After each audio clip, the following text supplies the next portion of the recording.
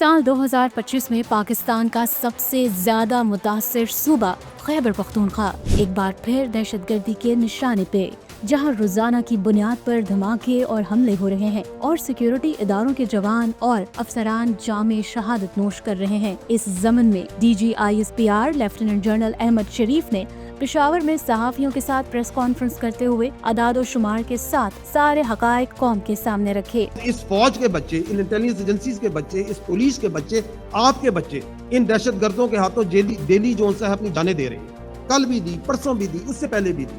खूबसूरत जवान अपने सीनों पे गोलियां खा रहे हैं ताकि इनकी सियासत चलती रहे, ताकि ये लोगों को गुमराह करते रहे। This has to end. This status quo will not be tolerated anymore.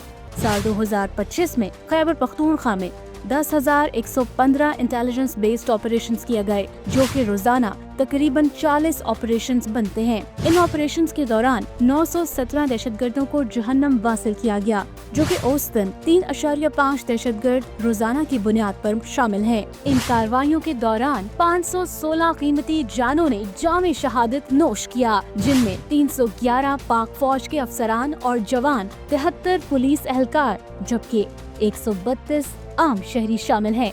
DGISPR ने 2 टोक मौक़िफ़ इख्तियार करते हुए कहा है कि हमने अफगान भाइयों को कई दहाइयों तक पनाह दी, मगर आज जब रियासत कहती है कि वो वापस जाएं, तो इस पर सियासत की जाती है। इनको मालूम है, ये बिल्कुल जानते हैं कि दहशतगर्दी में, इस क्रिमिनल माफिया में, इन क्राइम्स के अंदर एक बहुत बड़ी तादाद अफगानियों की है। फैक्ट्स एंड फिगर्स हैं, आप सहाफ़ी हैं, आपके सामने।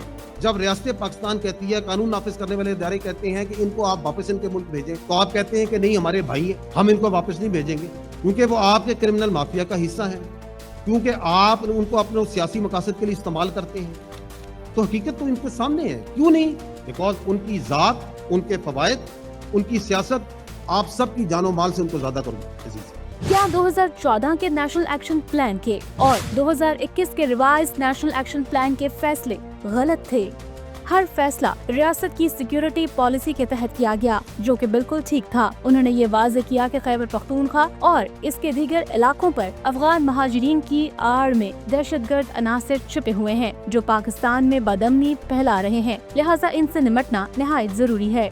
DGISPR ने दहशतगर्दी में इजाफे की 5 बुनियादी वजूहात बयान की, जिनमें नेशनल एक्शन प्लान पर मुकम्मल अमल दरामद न होना, दहशतगर्दी को सियासी खेल में बदल देना, भारत का अफगानिस्तान के जरिए दहशतगर्दी में मुलव्वस होना, अफगानिस्तान में मौजूद दहशतगर्दों की महफूज पनाहगाहें और जदीद हथियार, मकामी सियासी और मुजरमाना अनासिर की पुश्त पनाही शामिल है। उनका ये भी कहना था कि रियासत ने बिल्कुल वाज़ेह कर दिया है कि अब दहशतगर्दी के लिए पाकिस्तान में कोई गुंजाइश नहीं।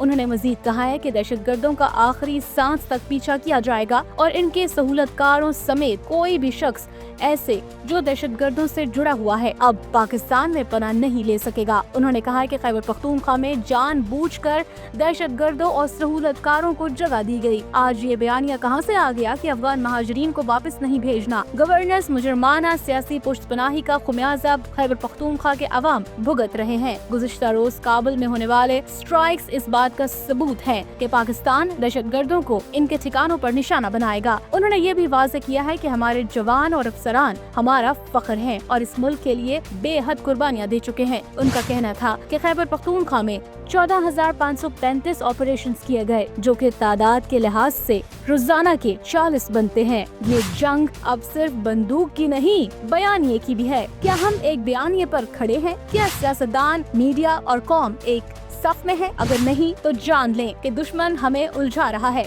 लेकिन अफवाज पाकिस्तान पुरज़्म है। हर दुश्मन को इसकी जुबान में जवाब दिया जाएगा और इंशाअल्लाह दहशतगर्दी का मुकम्मल खात्मा होगा। ये पाकिस्तान है, ये मट्टी शहीदों के लहू से सुर्ख है। इस पर दहशतगर्दी का साया कभी कायम नहीं रह सकता।